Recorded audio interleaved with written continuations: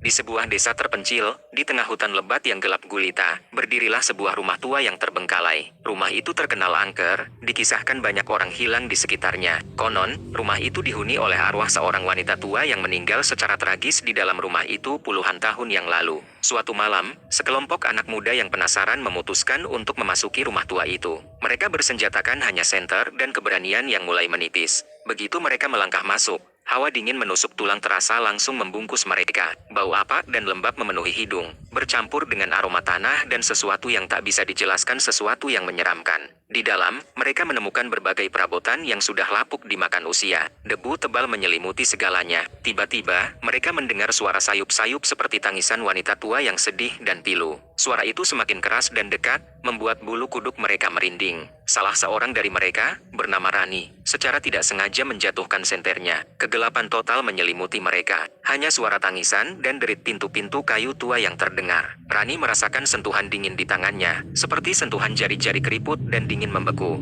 Dia menjerit, dan yang lain pun ikut panik. Dalam kegelapan, mereka berlarian, tersandung perabotan dan puing-puing. Mereka berteriak meminta tolong, namun tak ada jawaban. Hanya tangisan wanita tua itu yang semakin mendekat dan mendekat. Kemudian, kegelapan itu menjadi sunyi. Sunyi yang menakutkan. Lanjutan cerita bisa dikembangkan lebih jauh. Misalnya, apakah mereka berhasil keluar dari rumah? Apa yang terjadi setelahnya? Apa yang sebenarnya terjadi pada wanita tua itu?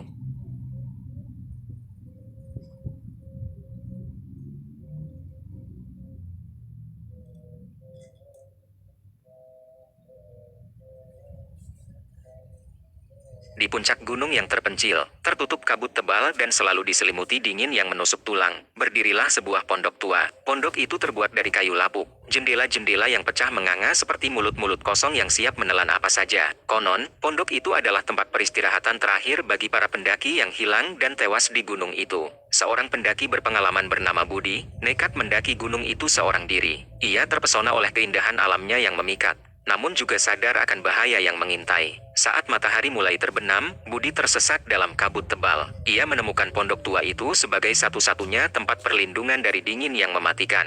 Di dalam pondok, ia menemukan sebuah buku harian tua yang tergeletak di atas meja kayu yang reyot. Buku harian itu berisi catatan-catatan seorang pendaki yang hilang puluhan tahun lalu.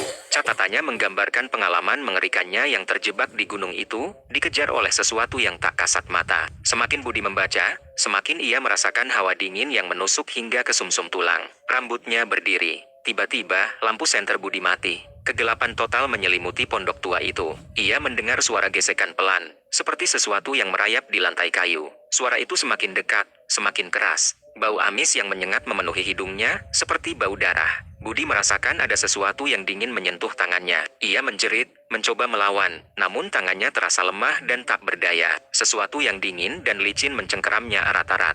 Lanjutan cerita bisa dikembangkan lebih jauh. Apakah Budi berhasil selamat? Apa yang sebenarnya mencengkeramnya?